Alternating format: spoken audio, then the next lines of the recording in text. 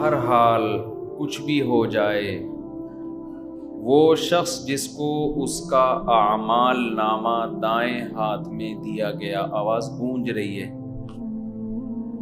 جس کو اس کا اعمال نامہ رائٹ ہینڈ میں دیا گیا، فَيَقُولُ هَاؤُمُ اقْرَءُوا کتابیہ، وہ پکار اٹھے گا، چیخے گا، اپنے اہل و عیال کی طرف لوٹے گا اور کہے گا ارے اقرؤوا کتابیہ، میرا اعمال نامہ پڑھو، پڑھو میرا اعمال نامہ، میں کامیاب ہو گیا۔ آپ دنیا میں دیکھا کریں کہ جب کسی کو تھوڑی سی کامیابی ملے، اس کو اسٹیج پہ بلا کے ایوارڈ دیا جائے، کیسا خوش ہوتا ہے وہ،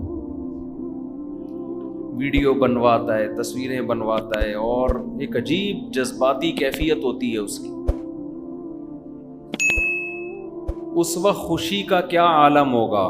تو میں یہ عرض کر رہا تھا کہ ہم پہ ٹینشن مسلط ہوتی تھی پڑھائی کی۔ مجھے یاد ہے جب میٹرک میں سرٹیفکیٹ ملا بھائی بی گریڈ، کیا خوشی تھی بھائی، پاؤں زمین پہ ٹکے نہیں رہے تھے۔ اور یہ لوگوں کو ہوتی ہے، اچھے نمبروں سے پاس ہو جائیں بہت مزہ آتا ہے۔ تو سوچو جس دن یہ اعلان ہوگا، ایک طرف جہنم کی آگ ہے، اللہ کا قہر ہے، اللہ کا غضب ہے، دوسری طرف جنت کے باغات ہیں، ایسی جنت مالا عین رأت ولا اذن سمعت ولا خطر علی قلب بشر۔ نبی نے فرمایا نہ کسی کان نے اس کی لذتوں کو سنا ہے۔ یہ جو ہم سنتے ہیں نا، یہ اس کی حقیقت کو نہیں سنتے، اس جیسا کچھ سنتے ہیں ہم، اور نہ کسی آنکھ نے ایسی لذتیں کبھی دیکھیں۔ وما خطر علی قلب بشر، کسی انسان کے دل میں ان لذتوں کا تصور بھی نہیں گزرا۔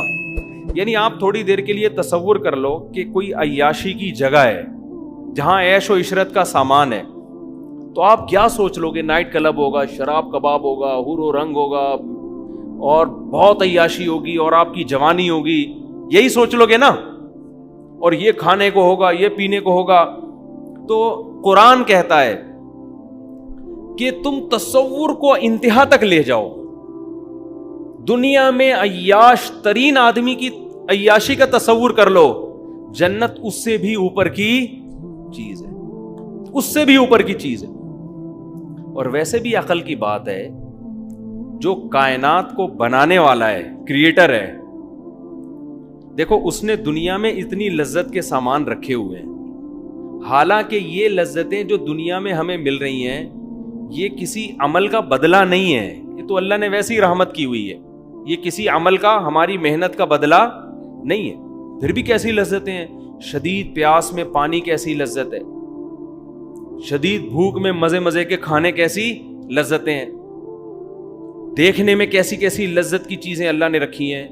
تو آپ یہ سوچیں، وہ لذتیں جو اللہ ہمیں ہمارے عمل کے بدلے کے طور پر دے گا، اور قرآن کہتا ہے وہ حقیقت میں بدلہ نہیں ہے، بلکہ وہ بدلہ اللہ رحمت کی صورت میں نزولاً، مہمان نوازی کے طور پہ کرے گا، یعنی وہ میزبان بن کے ہمارا اکرام کرے گا۔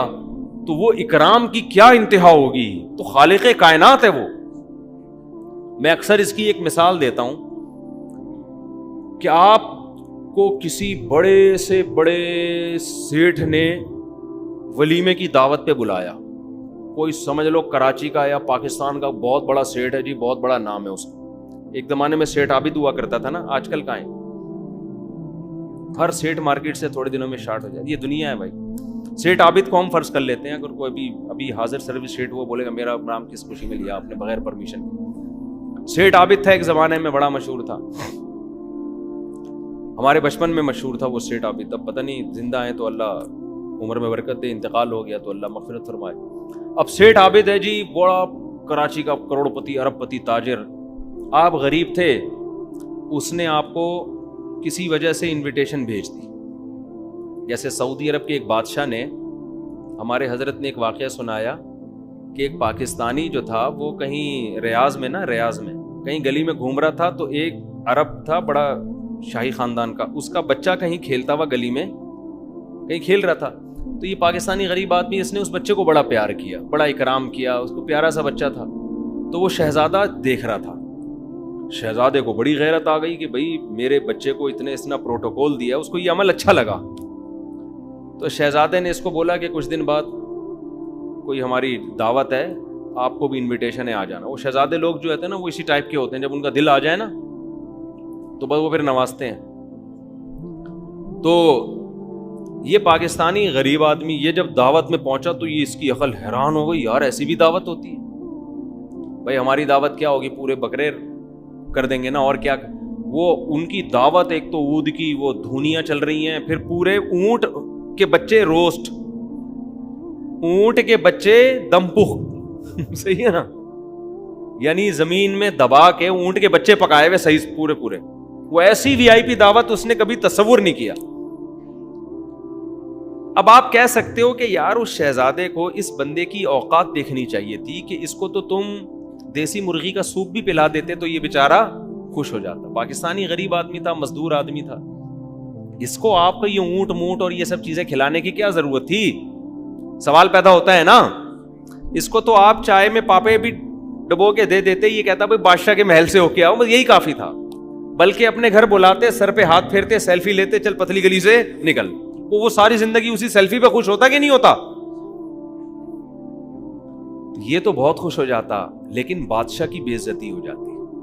یہ دنیا میں بتاتا یار بادشاہ سلامت کی دعوت تھی اور چائے میں پاپے ڈبو کے کھلائے جا رہے تھے. کیا خیال ہے؟ بادشاہ جب دعوت کرتا ہے تو جن لوگوں کو انوائٹ کیا ہے ان کی حیثیت نہیں دیکھتا, وہ کس کی حیثیت دیکھتا ہے؟ اپنی. کبھی کسی مالدار کو آپ نے دیکھا دال چاول کھلا رہا ہو دعوت میں؟ دلیل یہ دے کہ میں نے جن لوگوں کو بلایا ان کو یہ بھی میسر نہیں. صدقے میں تو کرے گا یہ. ارے جب کوئی مالدار غریبوں پہ صدقہ کر رہا ہوتا ہے نا, اس صدقے میں تو دال چاول بھی ہوتا ہے, 5-5 روپے دے کے بھی تنخواہ دیا جاتا ہے, اور راشن بانٹ دیا جاتا ہے, بھائی آٹے کی 5-5 تھیلیاں ایک ایک غریب کو دے دو. صدقہ اور چیز ہے, اور دعوت بولو نا, دعوت الگ چیز ہے. تو جب دعوت کرتا ہے نا سیٹھ آدمی, تو دعوت میں اصول یہ ہے کہ آپ کے اپنے اسٹینڈرڈ کے حساب سے ہوتی ہے. تبھی جو مالدار لوگ ہیں ان کے بچوں کے ولیمے یا اپنے ولیمے ان کے اسٹینڈرڈ کے حساب سے ہوتے ہیں. 10 قسم کے کھانے ہوتے ہیں, پہلے سوپ لایا جا رہا ہے, پھر یہ لایا جا رہا ہے, پھر یہ لایا جا رہا ہے. اب کیا ہوا کہ آپ غریب آدمی تھے, آپ بیچارے رکشا چلاتے تھے یا کہیں چوکیداری کر رہے تھے, تو سیٹھ عابد نے آپ کی دعوت کر دی. آپ بڑے خوش ہو گئے, یار اب سیٹھ عابد کی دعوت ہے, ڈیفینس میں کوئی بڑی وی آئی پی جگہ ہوگی. تو سیٹھ عابد نے کہا بھائی میری طرف سے دعوت ہے, میرے بیٹے کا ولیمہ ہے, تو میں بلاتا تو نہیں غریب لوگوں کو, لیکن چلو یار تمہارے سے بھی کوئی سلام دعا ہے ہماری, آ جانا. آپ پہنچ گئے, دال چاول پکے ہوئے وہاں پہ, صحیح ہے, کیا پکا ہوا ہے؟ دال چاول. آپ کھا رہے ہو, یار ہم کیا سمجھ کے آئے تھے, ایسا خوبصورت لان ہوگا, انٹری کے لیے لوگ الگ استقبال کے لیے کھڑے ہوئے ہوں گے, پھر جب لان میں جائیں گے تو وہ ستارے ٹمٹما رہے ہوں گے, بڑا ڈیکوریشن کا انتظام کیا ہوا ہوگا, اور اگر وہ بالفرض دیندار نہیں ہیں تو ناچ گانے کی محفلیں بھی ہوں گی, حور و رنگ کا انتظام کیا ہوا ہوگا, فنکارائیں بلائی ہوئی ہوں گی, اداکارائیں ملکی مشہور جن کو آج تک ہم نے صرف ٹی وی پہ دیکھ کے حسرت کیا کرتے تھے, ان کو زندہ دیکھنے کا ہمیں موقع ملے گا. یہ سوچ ہوگی نا اس کی, اور بنا اس سے بھی ملاقات ہوگی, اس سے بھی ملاقات ہوگی, یہ ہوگا, یوں ہوگا, وغیرہ وغیرہ. تو اور پھر کھانے میں پہلے سوپ پیش کیا جائے گا. تو غریب تو بیچارہ خوشی سے 3 دن تک اس کو نیند نہیں آئے گی. وہاں پہنچے تو یہ دیکھ کر اس کے خون کے آنسو کہ میرے لیے کیا انتظام ہے. باپ کہہ رہے ہو صاحب یہ کیا ہے یار, یہ صدقے کی محفل ہے, کوئی 11ویں شریف ہے, یہ ابا کا تیجا کر رہے ہو یا ولیمہ کر رہے ہو؟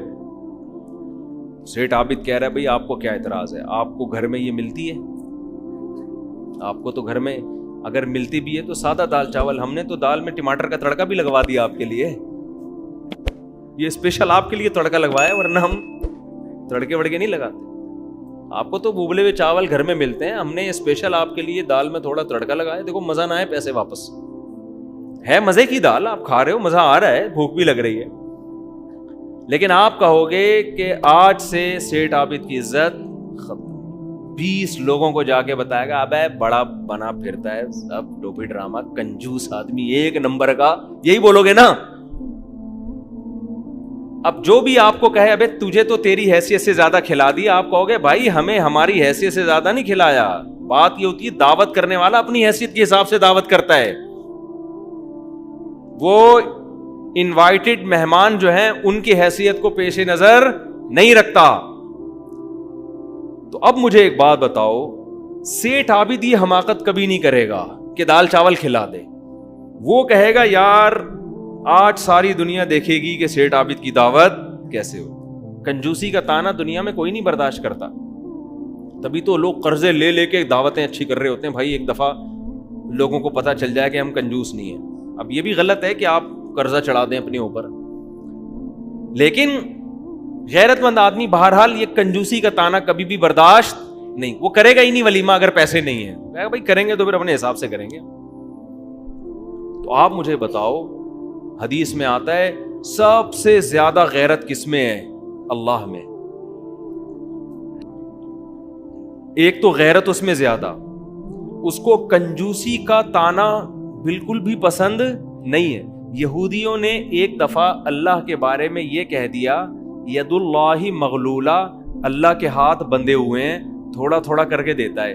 اللہ کو اتنا غضب آیا, قرآن میں اللہ نے سورت نازل کی, فرمایا غلت ایدیہم, ان کے ہاتھ بند گئے ہیں, ولعنوا بما قالوا, ان یہودیوں پہ اللہ کی لعنت. یہ کہہ رہے میرے ہاتھ بندھے ہوئے ہیں, بل یداہ مبسوطتان, میرے تو دونوں ہاتھ ایسے کھلے ہوئے. اللہ کو غصہ آیا, اللہ نے فوراً جواب دیا. کنجوس آدمی کو آپ کنجوسی کا تانا دو, وہ جواب نہیں دے گا, تھینک یو کہہ کے نکل جائے. اگر کوئی کہے نا اس کو کہ ماشاءاللہ آپ پیسہ بہت بچا کے رکھتے ہیں اور بہت سیو کرتے ہیں, وہ کہے گا شکریہ, آپ نے میری کفایت شعاری اور قناعت کی تعریف کی, میں آپ کے شکر گزار. لیکن جو سخی ہوگا وہ بولے گا ابے بچائے گا تیرا باپ, ہم تو خرچ کرنے والے لوگ ہیں. اس کو وہ چپ نہیں رہے گا, وہ خاموش کبھی نہیں رہے گا. اس کو غصہ آئے گا, بھائی تو کیسی بات, اور یہ غصہ آنا اس کی علامت ہے یہ سخی ہے, یہ کنجوسی کا تانا برداشت نہیں کرتا. دیکھو کسی میں غیرت ہو, آپ اس کو بولو بھائی ہم نے سنا یار تیری زوجہ کے وہ فلانے سے تعلقات ہیں, ایک دم لال پیلا غصہ, تو نے یہ الزام کیسے لگایا بھائی, ایک دم لال پیلا ہو جائے گا نا. اور غیرت نہیں ہے, بھائی میں نے سنا ہے تیری وائف کے چکر چل رہا, کہہ رہے تھینک یو یار, ایسا ہے. اصل میں وہ میرا خیال ہے غلط انفارمیشن ہے, تحقیق کر لیتے ہیں. یعنی وہ ایک دم سے جوش میں نہیں آئے گا, وہ کہے گا دیکھ لیتے ہیں, آپ نے اطلاع دی ہے, ایک نیوز ہے, آج کی تازہ خبر یہی ہے. اور صبح سے کوئی تازہ خبر میں نے سنی نہیں تھی, اچھی نیوز ہے, میں بری نیوز ہے, میں دیکھ لیتا ہوں ذرا, اگر تحقیق کر لیتا ہوں, اگر صحیح نکلتی ہے تو میں اس کو سمجھاؤں گا اور اس کو بولوں گا بیگم دیکھو یہ مناسب بالکل بھی نہیں, ٹھیک ہے نا, اب تک جو ہو گیا, آئندہ بات نہیں کرنا. اور اگر پھر بھی تمہیں بہت زیادہ بات کریں تو مجھے بتاؤ نا, تم میں مجھ سے پرمیشن لو. تو چھپ چھپا کے یہ کام, یعنی ہر آدمی کا اس میں الگ لیول ہے. لیکن اگر آپ میں بہت غیرت ہوگی, ایک دم کھوپڑی آپ کی, بھائی یہ کیسے بول, جو جس چیز کی عزت ہوتی ہے نا وہ اس تانے کو برداشت نہیں کرتا. دیکھو ایک ڈاکٹر کو آپ اگر یہ کہہ دو کہ تم ذہین نہیں ہو, اس کو غصہ نہیں آئے گا, ہو سکتا ہے آ جائے, ہو سکتا ہے نہیں آئے, کیونکہ اس کی عزت اس کے پیشے کی وجہ سے ہے, اچھا ڈاکٹر ہے, اسپیشلسٹ ہے. لیکن اگر آپ اس کو کہہ دو کہ یار تو اچھا ڈاکٹر نہیں ہے, آپ مشہور ہو کہ شوگر کے اسپیشلسٹ, لیکن آپ کو شوگر کا پتہ وتا کچھ نہیں ہے, اس کو وہ عزت کا مسئلہ بنا لے گا, کیونکہ اس کی تو عزت ہی اسی چیز سے ہو رہی ہے. اس کو تو لوگ پہچانتے ہیں. ایک عالم دین کو آپ بول دو جاہل ہے, اس کو غصہ آئے گا اس پہ کہ یار میرا تو لوگوں میں شہرت ہی علم کی بیس پر ہے, مجھے جاہل کہتی ہے, برداشت نہیں کرے گا وہ. آپ اس کو کوئی اور تانا دے دو, وہ برداشت کر لے گا. ایک فوجی کو آپ یہ تانا دے دو کہ تو بزدل ہے, اس کا میٹر گھوم جائے گا, کیونکہ محاذ پہ لڑنے والا فوجی وہ فخر کس پہ کرتا ہے کہ میں ملک کے لیے جان دینے کے لیے تیار ہوں. آپ اس کو بول دو یہ بزدل ہے, یہ نہیں لڑ سکتا. آپ اس کو کنجوسی کا تانا دے دو, برداشت کر لے گا. آپ اس کو غربت کا تانا دے دو, برداشت کر لے گا. لیکن آپ اس فوجی کو یہ بول دو تو بزدل ہے, تو چوڑیاں پہن کے گھر میں وہ یہ برداشت, کیونکہ اس کی عزت کس سے ہے, وہ اسی پہ فخر کرتا ہے, یار میں کنٹری کے لیے جان دینے والا ہوں. تو جس آدمی کو جو مقام جس وجہ سے ملا ہوتا ہے وہ تانا کبھی بھی برداشت نہیں کرتا, اس کے علاوہ برداشت کر لے گا. آپ خواتین کو کہہ دینا کہ تمہاری عمر 40 سال کی ہو گئی ہے, وہ سب کچھ برداشت کر لیں گی, انٹی کے لفظ کو برداشت کیوں؟ وہ سمجھتی ہمارے اندر جو اٹریکشن ہے, جو لوگوں کو رغبت ہے, وہ اس لیے کہ ہم جوان ہیں, خوبصورت ہیں. اگر ہمیں کسی نے یہ کہہ دیا بدصورت یا تم بڈھی ہو گئی ہو, وہ کہتی ہے بھائی تو یہ عورتوں کی فطرت ہے, نہیں برداشت کرتی. وہ کہتی ہیں بھائی مردوں کے پاس تو عزت کے اور بہت سارے طریقے ہیں. مردوں کو آپ کہتے ہیں 50 سال کا, وہ کہہ گئے ہیں تو پھر بھی 50 سال میں بھی ایسے ڈولے رکھے ہوئے میں نے, وہ یہ کہہ دے گا ٹھیک ہے نا, 50 سال میں ہوں لیکن لڑکے دکھا دوں. تو یہ ہر ایک کی الگ الگ معیار ہوتا ہے. تو اسی طرح یاد رکھو, اللہ جو ہے نا, اللہ کے بہت سارے نام ہیں, لیکن اللہ اپنے ایک نام ایسا ہے جس میں اللہ بہت غیرت رکھتا ہے اس نام میں, وہ ہے رحمان. اسی سے سخاوت بھی نکلی ہے نا, رحمان. تبھی قرآن کہہ رہا ہے قل ادعوا اللہ او ادعوا الرحمن, تم اللہ کو پکارو اللہ کہہ کے یا رحمان کہہ کے, کوئی فرق نہیں پڑتا مجھے, ایک ہی مطلب ہے. مجھے رحمان کہہ دو اللہ کہہ دو, ایک ہی بات ہے. تو آپ بتاؤ, رحمان تو وہ ہوتا ہے جس کی سخاوت بے پناہ ہو. اس لیے اللہ کوئی بھی آپ اللہ پہ الزام لگائیں, اللہ اس سے برات کا اعلان کرے گا. لیکن اگر آپ نے اللہ کو کنجوس کہہ دیا, معاذ اللہ بخیل کہہ دیا, یہ اللہ اپنے حق میں اتنی بڑی گالی سمجھتا ہے. اللہ کہتے ہیں میری تو عزت اور میری تو پہچان کس سے, میں اتنا پاورفل ہوں کہ میں بندوں کو سے نوالا چھین لوں, مجھ سے کوئی پوچھنے والا نہیں ہے, میں سب کو مار دوں, کوئی پوچھنے والا نہیں. بغیر کسی جبر اور دباؤ کے اپنے بندوں پر بے پناہ رحم کرتا ہوں, اور اپنے دونوں ہاتھ میں نے کھول کے سخاوت کا دریا لٹائے جا رہا ہوں. یہ تو میری کوالٹی ہے جس کی وجہ سے لوگ مجھ سے محبت کرتے ہیں. تو یہ تانا اگر مجھے دے دو کہ میں کنجوس ہوں, یہ تانا میں برداشت نہیں کروں گا. جو مجھے یہ تانا دے گا, قرآن کہہ رہا ہے لعنوا, اس پر اللہ کی لعنت ہے. اب آپ اس سے سمجھو کہ جو اتنا بڑا سخی ہو, کیا وہ جنت میں دال چاول کھلائے گا آپ کو, ہے وہی, یا جنت میں وہی نعمتیں دے دے گا جو دنیا میں ملتی تھی؟ آپ جنت میں گئے, آپ کو بحری اٹاؤن دے دیا اللہ نے, لے وہی عیش کر. تو آپ کہو گے اللہ یہ کوئی الگ سے تو کوئی چیز نہیں ملی مجھے, یہ تو دنیا میں بھی ہم دیکھ کر آئے, تو نے ریاض ملک کو بھی دے دیا تھا یہ سب کچھ, ہے بھائی. کیا خیال ہے, اللہ نے آپ کو ڈیفنس دے دیا, وہاں پہ بڑا سا 1000 گز کا بنگلہ دے دیا, ایک عدد خوبصورت سی بیوی دے دی, تو آپ کہیں گے اللہ یہ تو وسیم بھائی کو بھی ملی ہوئی تھی, تو ستار کو بھی ملی تھی, تو غفار کو, تو سبکتگین کو بھی ملی ہوئی تھی. یہی ہو جائے گا نا, تو بہت سے لوگوں کو دنیا میں ملی ہوئی تھی, تو مجھے مل گئی تو کیا ہو گیا؟ تو ایسا نہیں ہے. قرآن کہتا ہے نزلاً, یہ مہمان نوازی ہوگی, اکرام ہوگا. دعوت میں کیا ہوگا؟ اکرام. اکرام من غفور الرحیم, اس ذات کی طرف سے ہوگا جو بڑا معاف کرنے والا اور اپنے بندوں پر بہت رحم کرنے والا ہے. اس لیے قرآن کہہ رہا ہے فلا تعلم نفس ما اخفی لهم من قرۃ اعین, کسی نفس کو خبر نہیں ہے اپنے بندوں کے لیے آنکھوں کی ٹھنڈک کا سامان ہم نے کیسا چھپا کے رکھا ہوا ہے. تبھی تو شہداء کی کرامتیں اتنی ہیں, بہت سارے شہداء کے واقعات ہیں کہ دنیا سے جاتے ہوئے ان کو اللہ نے جنت دکھائی ہے, دنیا سے جاتے ہوئے جنت نظر آئی ہے, انہوں نے بتایا ہے لوگوں کو. میں اکثر اس موقع پر ایک واقعہ بیان کرتا ہوں. عبداللہ ابن مبارک رحمہ اللہ نے غالباً اپنی بہت بڑے محدث تھے, اپنی کتاب میں یہ واقعہ لکھا ہے. تاریخی واقعات ہوتے ہیں نا, انہوں نے لکھا کہ یہ عبداللہ ابن مبارک تبع تابعین کے دور کے امام حنیفہ کے شاگرد ہیں اور بہت بڑے محدث ہیں. ان کا سارے محدثین بڑے احترام سے نام لیتے ہیں, امام بخاری بھی, امام مسلم بھی, امام ترمذی بھی, یہ سب کے نظر میں یعنی کہا جاتا ہے تاریخ میں واحد شخصیتیں جن پر کوئی بھی جرح ہے ہی نہیں سرے سے, ورنہ لوگوں نے امام بخاری کو بھی معاف نہیں کیا ہے. یہ جو بعض لوگ کیڑے نکالتے رہتے ہیں نا کہ فلاں نے فلاں کے بارے میں یہ کہا, فلاں نے فلاں کے بارے میں یہ کہا, لوگ بدگمان ہوتے ہیں بزرگوں سے, تو بھائی طنز تو امام بخاری پر بھی کیا ہے, اگر کوئی امام بخاری کے بارے میں نکال کے دکھانا چاہے نا فلاں نے امام بخاری کو یہ کہا تو وہ ان پہ بھی ملتا ہے. تو صرف کتابوں کے حوالوں سے یہ ثابت کر دینا کہ فلاں نے فلاں پہ یہ نیگیٹو تبصرہ کیا ہے, اس سے اس کا فلاں کا برا ہونا ثابت نہیں ہوتا. اس میں یہ دیکھا جاتا ہے کہ یہ تبصرہ صحیح تھا یا غلط تھا, اس کو دلائل سے پرکھا جاتا ہے. لیکن آج بعض لوگ دنیا میں ایسے پیدا ہو گئے ہیں جن کا گندی مکھی کا کام گندگی پہ بیٹھنا ہوتا ہے نا, بس ان کا کام ہی یہی ہے. انہوں نے بڑے بڑے اہل اللہ, بڑے بڑے بزرگوں کی حیثیت کو ختم کر دیا ہے.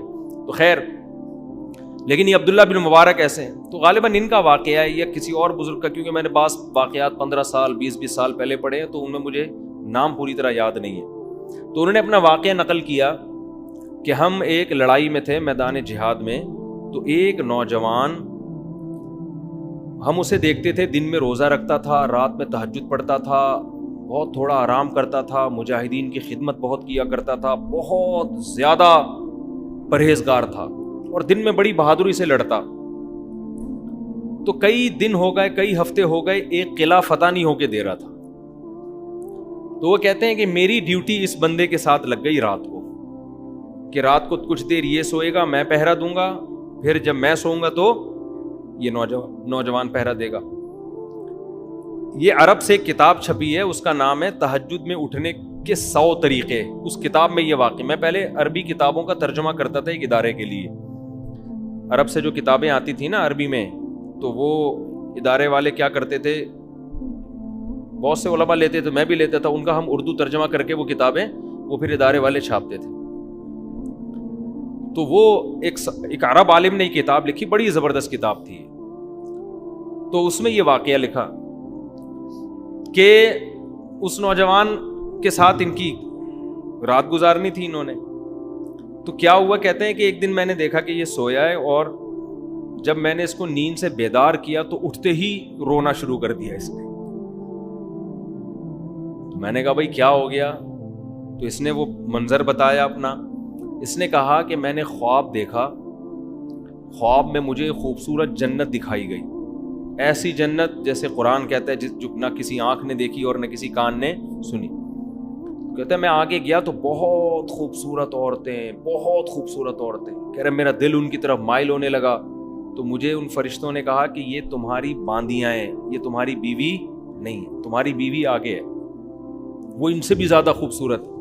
اب آپ کے کان کھڑے ہو جائیں گے جب بھی ایسی کوئی بات آتی ہے نا. تو وہ چلے گئے, وہ کہتے ہیں مجھے لے کر گئے.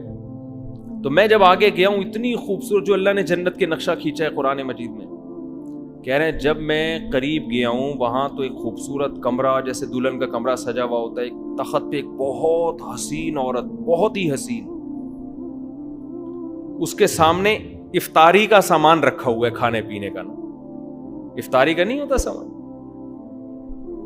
تو کہتے ہیں مجھے بتانے والے نے بتایا کہ یہ تمہاری زوجہ ہے اور تم نے اس کے ساتھ روزہ آج افطار کرنا ہے. اب رات کے وقت کس کی تو خواب آ رہا ہے نا اس کو. کہہ رہے میرا تو ایسا دل کہ میں اس کے قریب جاؤں, میرا دل للچا رہا ہے. کہہ رہے جیسے ہی میں اس کے قریب گیا اور میں نے کہا میں افطاری کروں تو اس نے میرا ہاتھ پکڑ لیا اور کہا ابھی تمہارا ٹائم نہیں ہوا ہے. جب افطاری کا ٹائم ہوگا نا, جو یعنی حقیقت میں افطاری کے ٹائم, کل تم نے روزہ میرے ساتھ افطار کرنا ہے, کل تم نے روزہ میرے ساتھ افطار کرنا ہے.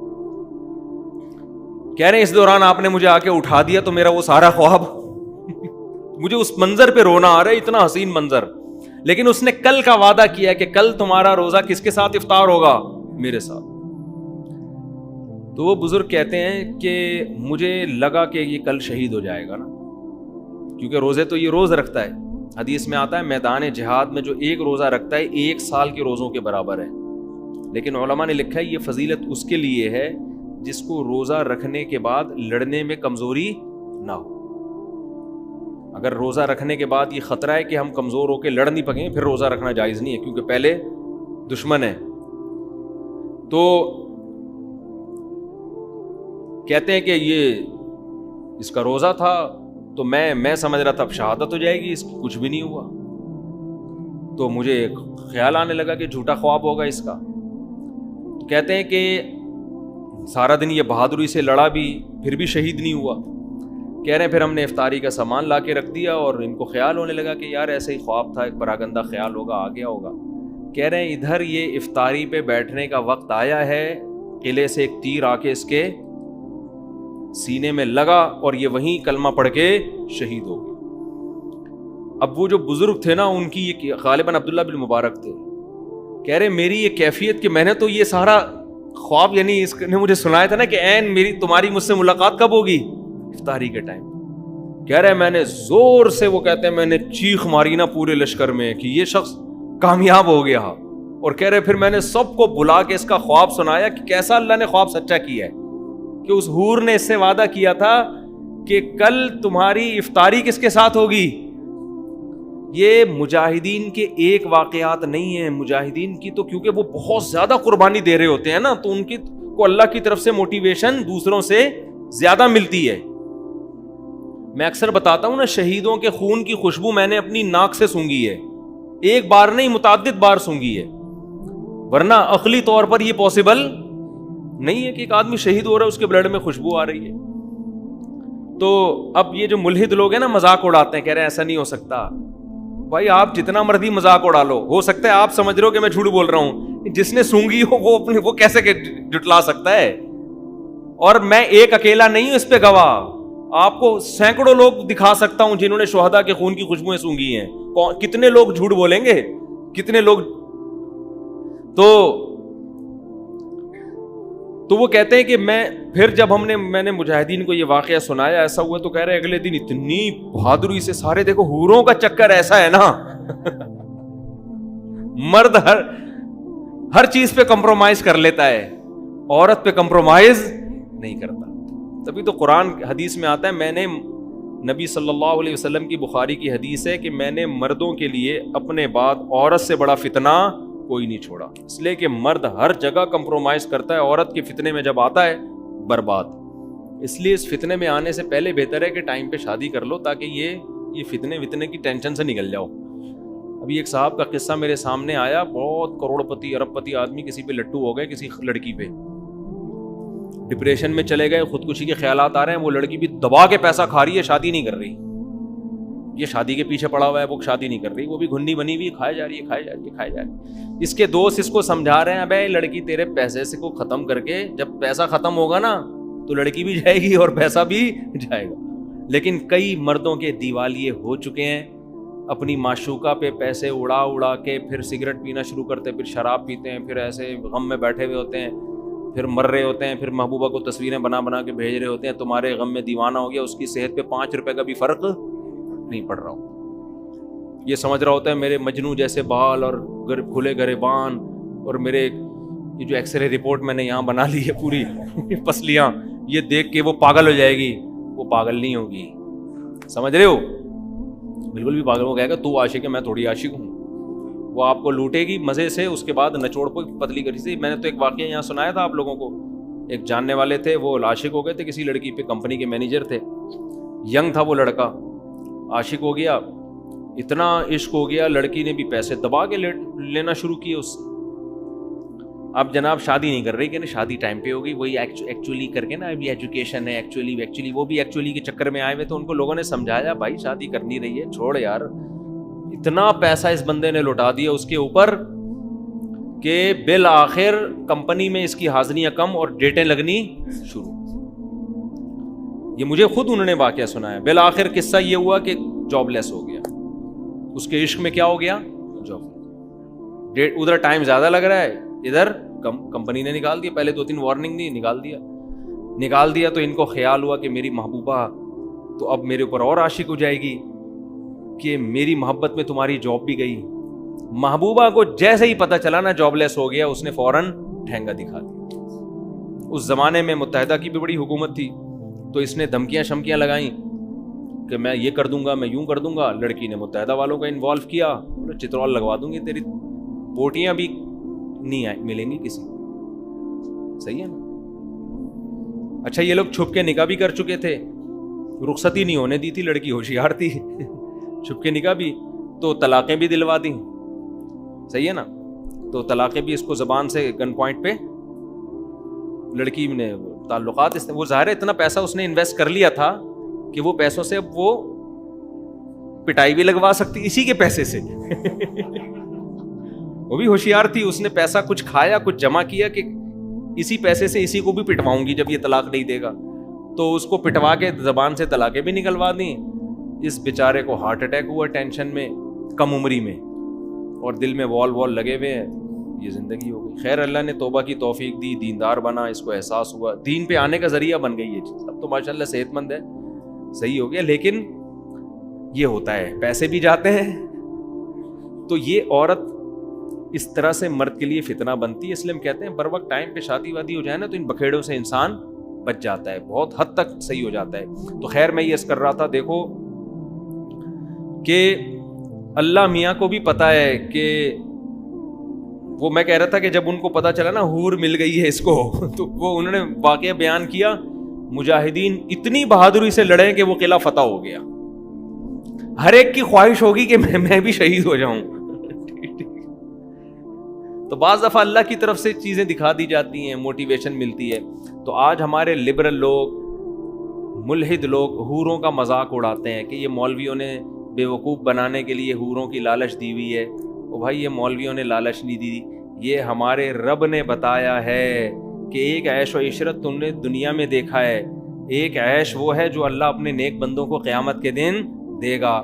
وہ عیش, یہ والا عیش اس عیش کے مقابلے میں کچھ بھی نہیں ہے. تو اللہ جنت کی حوروں کی تعریف کرتا ہے ہمیں موٹیویٹ کرنے کے لیے کہ یہاں حرام سے بچو, اللہ وہاں حلال بہت زیادہ دے گا.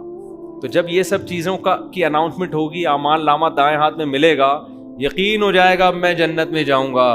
حوریں بھی ملیں گی, شہد کی نہریں بھی, دودھ کی نہریں بھی, اور ایسی زندگی جو کبھی ختم ہونے والی نہیں ہے.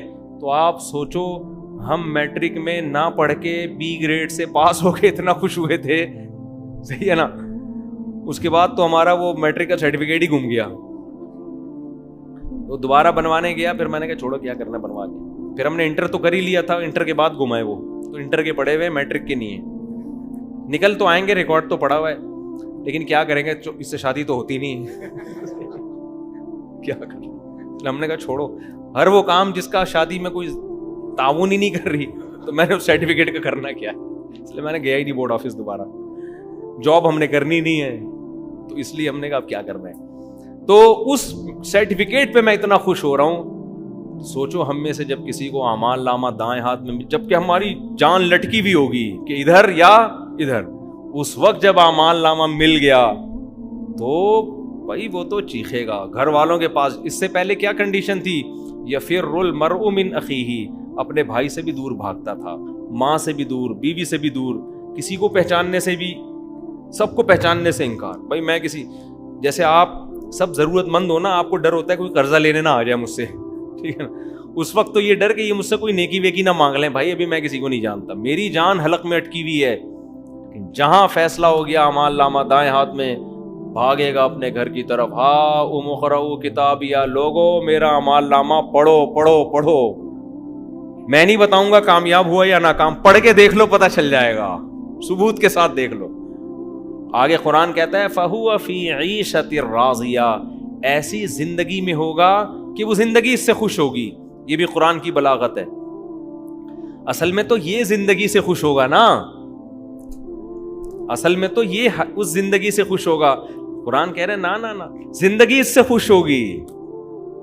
یہ حال کرتے ہیں جب کسی کی قسمت جاگ اٹھے. ہم کہتے ہیں نا یار لگتا ہے قسمت اس پہ مہربان ہو گئی ہے, کہتے ہیں کہ نہیں کہتے, یار اس کی تو زندگی اس پہ مہربان ہو گئی ہے لگتا ہے, یعنی اس کے ہر کام بنتے چلے جا رہے ہیں, ہر خوشی.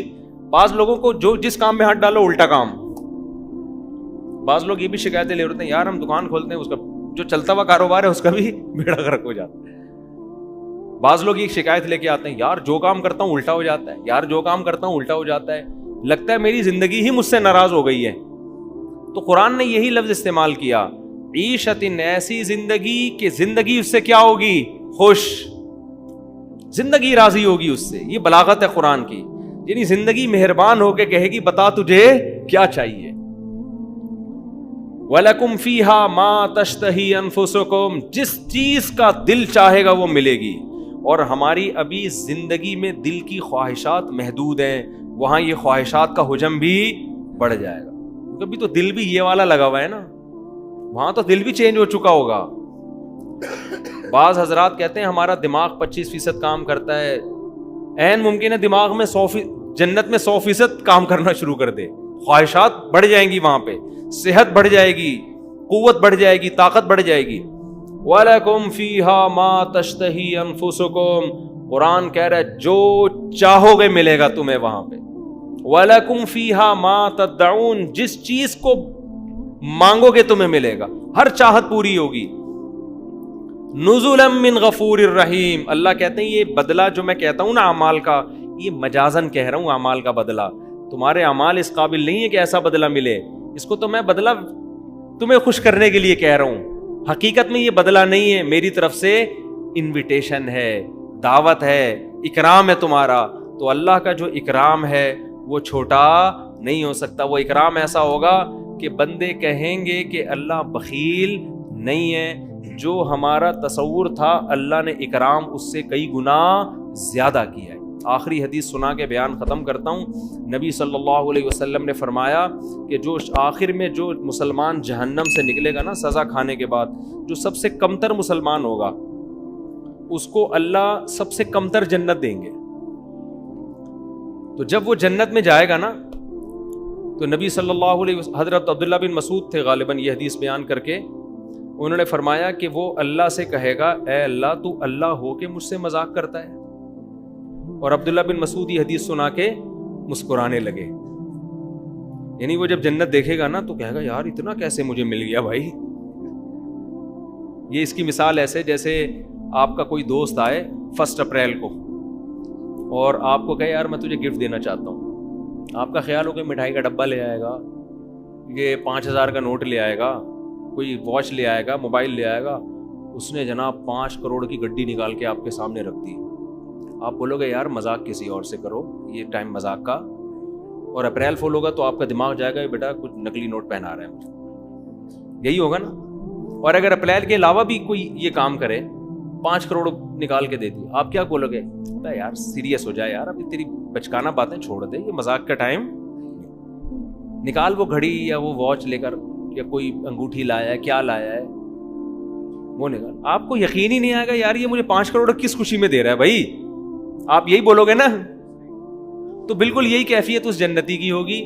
جب وہ جنت دیکھے گا تو اس نے سنا تو ہوگا دنیا میں بہت بڑی جنت ہوگی اور یہ ہوگا اور وہ ہوگا اور ایسا ہوگا اور ویسا ہوگا, تو اور اس کو یہ بھی پتا ہے مجھے تو سب سے کم درجے کی ملے گی. تو جب وہ جنت میں جائے گا نا, اتنی عالی شان جنت دیکھ کے اللہ سے کہے گا, عبداللہ بن مسعود یہ حدیث سنا کے نا انہوں نے کہا وہ اللہ سے کہے گا کہ اللہ تو رب العالمین ہو کے میرے ساتھ کیا کر رہا ہے. ٹھیک ہے دوست مذاق کرے, بیوی مذاق کرے, خدا ہو کے بندوں سے مذاق کر رہے, کھیل رہے تو میرے ساتھ. وہ کس کو کہے گا؟ اللہ. ہم ہوتے, ہم کہتے یہ دائرہ اسلام سے خارج, توہین اللہ کا مقدمہ لگا کے بند کرو اس کو سالے, سمجھ رہے ہیں نا. لیکن ہمارے نبی اس واقعے کو دلچسپی کے طور پہ بیان کر رہے, اس لیے کہ ہر ایک کا مینٹل لیول الگ ہے. وہ بیچارہ اس کی سوچ اتنی ہے, وہ یہی سمجھ رہا ہے کہ مذاق ہو رہا ہے میرے ساتھ, جو اس کے دل میں تھا اس نے اللہ سے کہہ دیا. ہم لوگوں نے تو الگ ہی سب کو ایک ہی لاٹھی سے ہانک رہے ہوتے ہیں. تو وہ اللہ سے کہے گا اے اللہ تو رب العالمین ہو کے میرے ساتھ کیا کر رہا ہے, مذاق. عبداللہ بن مسعود یہ حدیث سنا کے مسکرانے لگے. فرمایا پوچھتے نہیں ہو میں کیوں مسکرا رہا ہوں؟ تو آپ کے شاگردوں نے پوچھا بتائیں کیوں. فرمایا پیغمبر صلی اللہ علیہ وسلم نے جب یہ بات بتائی تو آپ صلی اللہ علیہ وسلم بھی مسکرائے, اور آپ نے ہم سے پوچھا تھا کہ پوچھتے نہیں ہو کیوں مسکرا رہا ہوں میں. صحابہ کی عادت تھی جو حدیث نبی نے جن کیفیات کے ساتھ بیان کی, نبی کی محبت میں انہی کیفیات سے بیان کرتے تھے. جیسے 2 حدیث ایسے بیان کی نا نبی نے کہ میں اور یتیم کی کفالت کرنے والا ایسے ساتھ ہوں گے, تو صحابی نے جب بھی حدیث بیان کی ہے انہوں نے کبھی یہ نہیں کہا کہ جیسے 2 انگلیاں ساتھ ہوتی, ہمیشہ اشارہ کر کے بتایا ایسے ساتھ. پھر ان کے شاگرد نے جب بھی حدیث بتائی ایسے ساتھ. تو وہ ایک محبت تھی نا, بالکل اسی اسٹائل میں حدیث بیان کرتے تھے, اسی انداز.